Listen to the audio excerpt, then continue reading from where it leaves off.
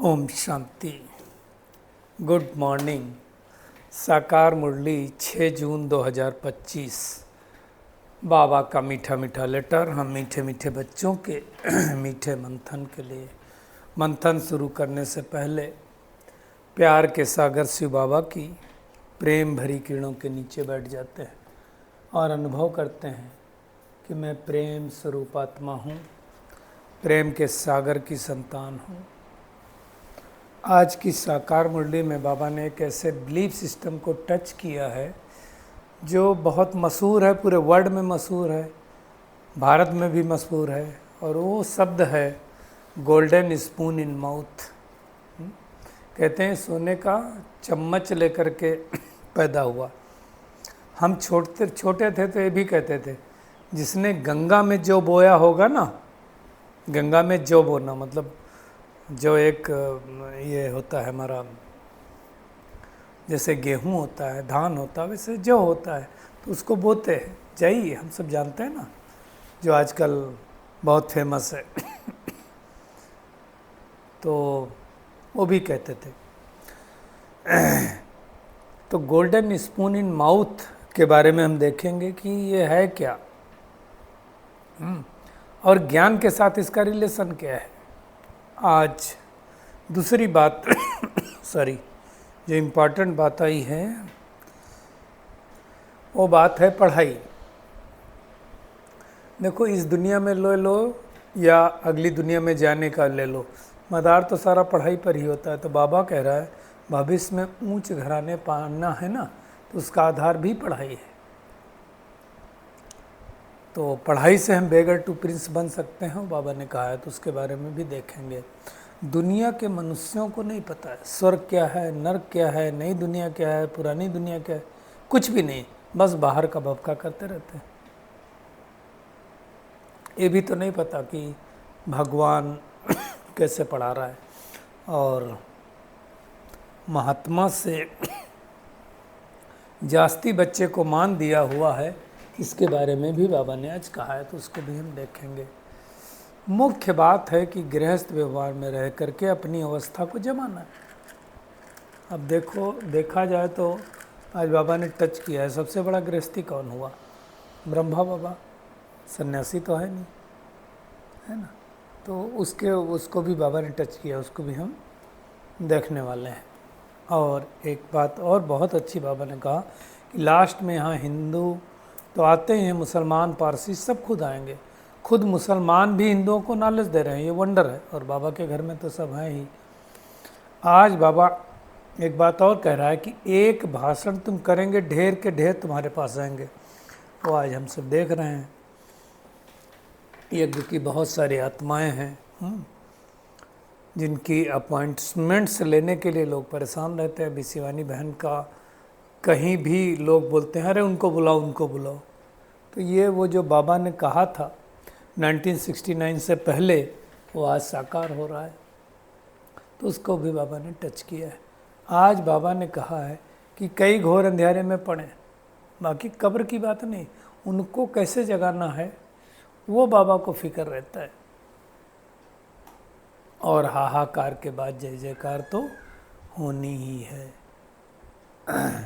और आज रूठने की भी बात आई है कि हमें, कई लोग ब्राह्मणी से रूठते हैं तो बाप से भी रूठ जाते हैं, तो उसको भी हम देखेंगे। और रोज अमृत बेले अगर हम कोई न कोई टाइटल अपना स्मृति में लाएं, ऐसे मनन करें, तो मनन शक्ति से हमारी बुद्धि शक्तिशाली होगी, और जो आज्ञाकारी बच्चे वही दुआओं के पात्र बनते हैं।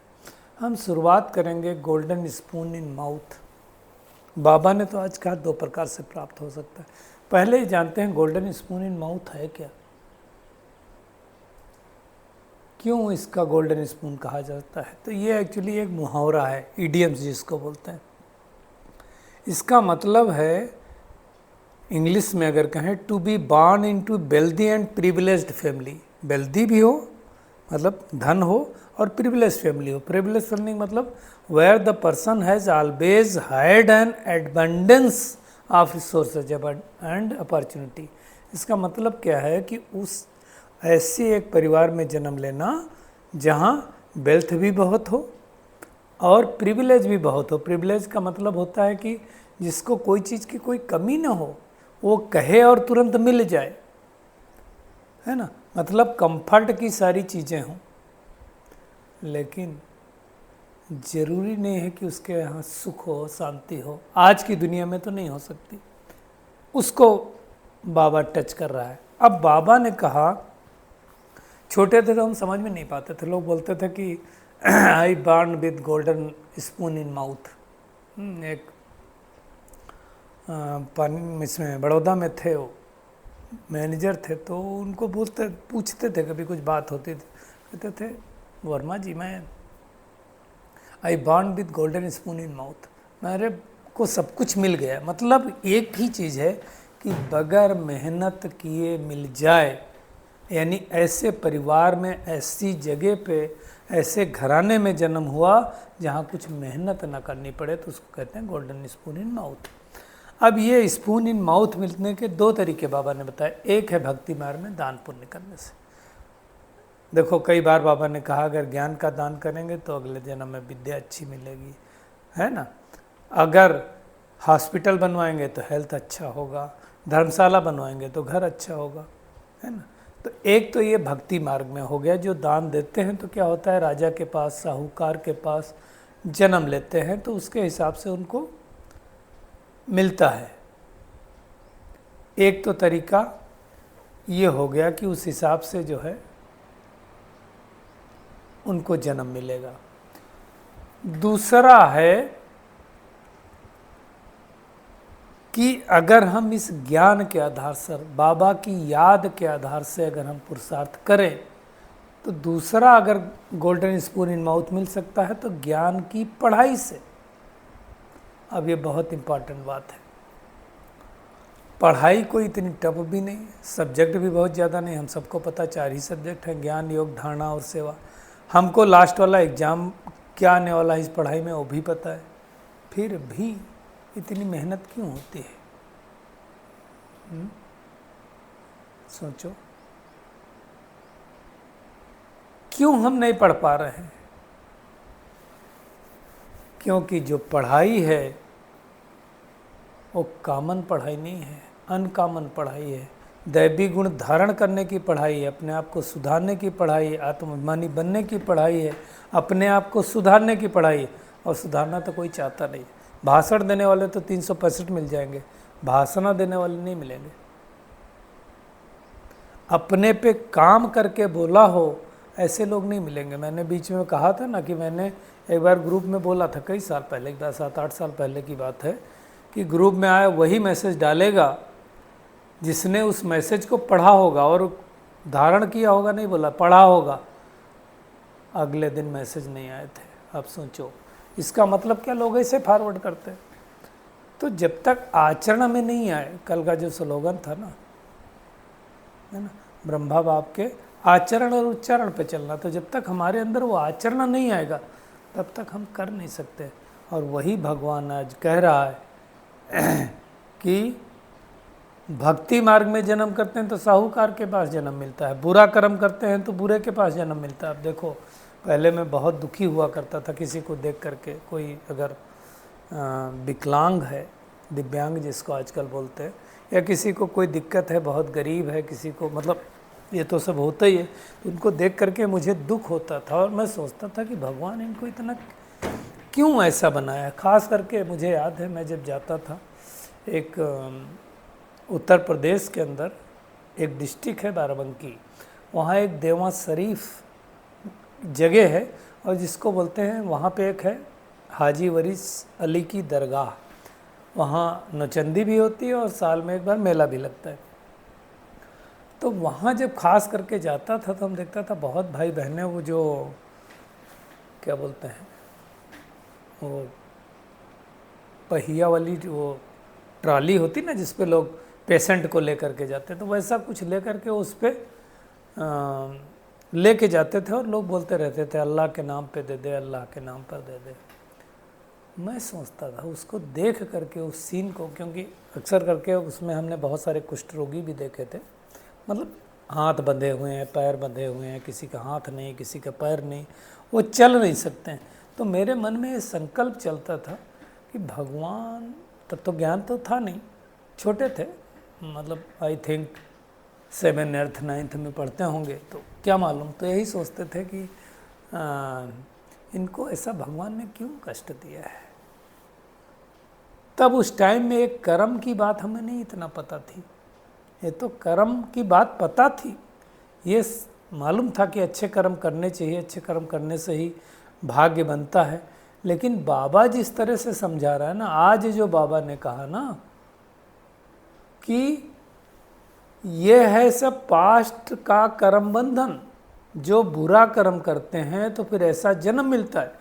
कोई कोई का तो ऐसा कर्म बंधन है जो बात मत पूछो, ये सब है पास्ट का कर्म बंधन। राजाएं भी कोई ऐसे होते हैं, उनका बड़ा कर्म बंधन होता है। आप कोई राजा बने, आपने कोई ऐसा फरमान सुना दिया जो लाखों पब्लिक का नुकसान हो गया, उनको तकलीफ हो गया, तो आपका कर्म बंधन तो बनेगा। सतयुग में कर्म बंधन नहीं होता है, वहाँ कर्म संबंध होता है। लक्ष्मी नारायण को कोई बंधन नहीं होता है, क्योंकि वो योग बल की रचना है वहाँ। तो ये डिफरेंस है। अब आज देखो, कई लोग ये बात मानते नहीं, कई लोग तो आत्मा के स्वरूप को ही नहीं मानते, कई लोग ये भी नहीं मानते हैं कि ये अगला जन्म इस आधार पे होता है जो हम कर्म करते हैं। अब आप एक चीज़ सोचो कि कोई व्यक्ति बड़े घर में कैसे जन्म लेता है, कोई व्यक्ति गरीब घर में जन्म क्यों लेता है ना। तो ये बातें भी सबको नहीं पता है, लेकिन अगर देखा जाए तो भाई प्रभाव तो पड़ता ही है ना, ऐसा नहीं होता कि प्रभाव नहीं पड़ता है। जैसा कर्म करते हैं उसके हिसाब से हमें जन्म तो मिलता ही है, इसलिए दुख होता रहता है। अब भगवान क्या कह रहा है,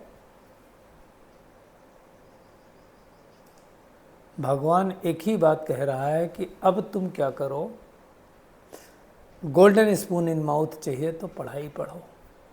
पढ़ाई से ही तुम ऊंच घराने में आ सकते हो, पढ़ाई से तुम बेगर टू प्रिंस बन सकते हो। एक जन्म की पढ़ाई से भी तो लोग बनते हैं, और ये तो कितने जन्म की पढ़ाई है। ये बेहद की बात है। भक्ति में पढ़ाई करने से राजा नहीं मिलती, लेकिन यहाँ जो बाबा ने कहा अच्छी रीत पढ़ते हैं वो ऊंच पद पाते हैं। अब अच्छी रीत पढ़ना किसको कहेंगे? अच्छी रीत पढ़ने का मतलब नेमी नाथ नहीं, अमृत बेला उठ गए कहने के लिए उठ गए, मुरली क्लास कर ली कहने के लिए लगा लिया, कान में कर लिया, हाँ खाते समय एक बार याद कर लिया, भूल गए, नुमा शाम ठीक है जुड़ गए, कर लिया थोड़ा, बाबा को चार्ट लिखना लिख दिया, अंदर से कितना चल रहा है। और उसका प्रूफ क्या है? अगर आपके अंदर ज्ञान अच्छे से चल रहा है, लोग कहते हैं ना हम ज्ञान में इतने साल से चलते हैं। आदरणीय रमेश भाई थे, उनका बहुत अच्छा सटीक प्रश्न रहता था, ज्ञान में तो आप चल रहे हैं 25-30 साल से, लेकिन ज्ञान आपके अंदर कितना चल रहा है। इम्पॉर्टेंट वो नहीं है कि ज्ञान में आपके कब से चल रहा है, ज्ञान आपके अंदर कितना चल रहा है, और उसकी पहचान क्या है? आपका व्यवहार, आपकी बातचीत, आपकी भाषा, खास करके उस समय जब कोई नहीं देख रहा हो, है ना। Behaviour can be seen when no one watching you. बहुत बड़ी बात है कि जब कोई आपको न देख रहा हो उस समय आप व्यवहार कैसे करते हैं। जैसे आप जाएं और आपकी रेड लाइट हो उस, और आप कोई ना हो रोड पर, और फिर भी आप खड़े हो जाएं, तब कहेंगे कि आपके अंदर वो आया। इसका मतलब क्या है? ये फ्रेज बहुत फेमस है ना, नो वन वाचिंग यू। एथेंटिकली है उसको आपके अंदर हुआ कि नहीं हुआ, तब कहा जाएगा। ऐसे नहीं है कि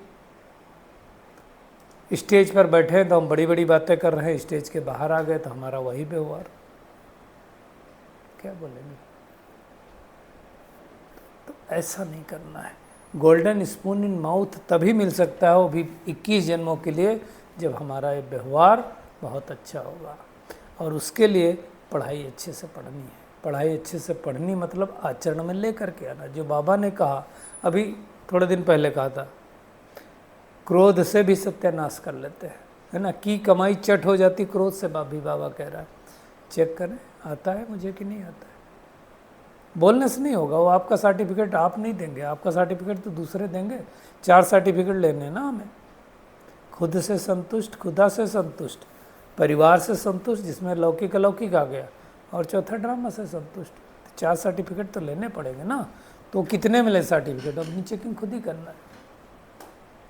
ये अच्छी रीत पढ़ाई पढ़ने से ही आएगी। पढ़ाई का मतलब हमें अच्छी तरह से समझ में आ ही गया है। आज बाबा ने कहा महात्मा को से बच्चे को जास्ती मान दिया जाता है, क्योंकि महात्मा के अंदर फिर भी बड़े होकर के बनते हैं, बच्चे तो शुरू से महात्मा जैसा है ना। आज दुनिया में लोगों को इतनी समझ नहीं कि स्वर्ग किसको कहते हैं, नर किसको कहते हैं, नई दुनिया किसको कहते हैं, पुरानी दुनिया कहते हैं, कुछ भी नहीं जानते। बाहर का भवका बहुत है, दिखावा बहुत है कि हम बड़े आदमी हैं, और क्या क्या होता है बात मत पूछो भाई। अनड्यू एडवांटेज भी लोग बहुत लेते हैं। तो आज की जो बड़ेपन की बात है वही है, जिसके पास धन ज़्यादा उसको बड़ापन कहते हैं, है ना। आप सोचो, और बड़े के हिसाब से रिस्पेक्ट, रिगार्ड भी हमारा बदल जाता है। आप देखो कोई छोटा व्यक्ति आए, है ना, तो आपका व्यवहार कैसा होगा, कोई बड़ा व्यक्ति आए तो आपका व्यवहार कैसा होगा। ये हम लौकिक में देखते थे तो मुझे थोड़ा अजीब लगता था, अभी अलौकिक में भी दिखाई देता है। आप सेंटरों पे भी देख लो, कोई वीआईपी आएगा मतलब तो व्यवहार अलग बदल जाएगा। ऐसा देखिए, आप वीआईपी आएगा तो उसको चेयर देंगे, रिगार्ड देंगे, लेकिन व्यवहार तो हमारा एक जैसा हो सकता है ना। तो मेरा इसको लेकर के तो मेरी लौकिक माँ के साथ ही हो जाता था। मैंने पहले भी बताया कि कोई आया, मान लो, अब गाँव का तो ये नियम था कि जो कैटेगरी के लोग होते थे वो बेचारे आके बैठते भी नहीं थे, मुझे अच्छा नहीं लगता था। तो एक बार कैटेगरी का कोई व्यक्ति आया था जो नौकरी करता था, थोड़ा पोजीशन वाला था, तो हमने लौकिक माँ से कहा कि उनको कहाँ पे बिठाओगे, तो बोले उनके लिए अलग से कुछ मचिया बोलते थे उसको, उस पर बिठाएंगे। हमने कहा क्यों, बाकी लोगों को इस पर बिठाते हो, इनको इस पर क्यों बिठाओगे, या तो इनको भी उस पर बिठाओ या तो उनको भी इस पर बिठाओ। तो ये सारी चीज़ें होती हैं इस कलयुग की दुनिया में। बाबा देखो क्या कह रहा है, गृहस्थ व्यवहार में रह के तुमको अपनी अवस्था को जमाना। ये नहीं कोई कहे हमारे घर में बहुत सारे लोग, ब्रह्मा बाबा को कितने बच्चे हैं, कितना बड़ा गृहस्थी है। गृहस्थी देखना है तो माउंट आबू में जाके देखो, तो उनको भी मेहनत करनी पड़ती ना। आप सोचो, अगर ऊपर देखो पांडव भवन में तो 200-250 भाई बहनें रहते होंगे, नीचे देखो तो 1200 से 1300 भाई बहनें रहते हैं। या घर में लोगों के 3-4 होते हैं तो उसमें खटपट होती, 1200-1300 कैसे रह पा रहे। तो बाबा से बड़ा कोई गृहस्थी नहीं, बाबा ने डिटैच रहना सिखलाया ना, इसलिए हो पा रहा है, नहीं तो कैसे हो पाता। तो हमें भी ऐसे घर परिवार के साथ रहते हुए भी डिटैच रहना है ना। कई बार फिर कोई ब्रह्मा को नहीं मानते, कहते हैं ब्रह्मा कैसे हो गए, तो जवारी थे, है ना। अब भगवान इस सृष्टि पर आएगा तो किसी का मुख तो यूज करेगा ना, और जिसका मुख यूज करता है उसको सॉरी उसको ही ब्रह्मा बोलता है। और प्रजापिता ब्रह्मा तो नीचे चाहिए ना। तो इन बातों को भी अच्छी तरह से समझना है। फिर बाबा ने आज कहा देखो यहाँ पे हिंदू भी आते, मुसलमान भी आते, पारसी भी आते, सिख भी आते, ईसाई भी आते, वंडरफुल नॉलेज है। फिर वही मुसलमान भाई लोग आकर के हिंदुओं को नॉलेज देते हैं, तो सिख लोग आकर नॉलेज देते हैं। अभी आप हमारा जो ओम शांति रिट्रीट सेंटर वहाँ देखो, हुसैन बहन है, पूरा ज्ञान देती है। अभी थोड़े दिन पहले जमीला बहन आए थे।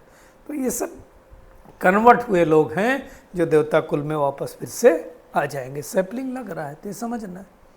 आज बाबा ने कहा लास्ट में तुम्हारे पास एक ही भाषण करोगे ढेर आ जाएंगे, वो हम सब देख रहे हैं, है ना।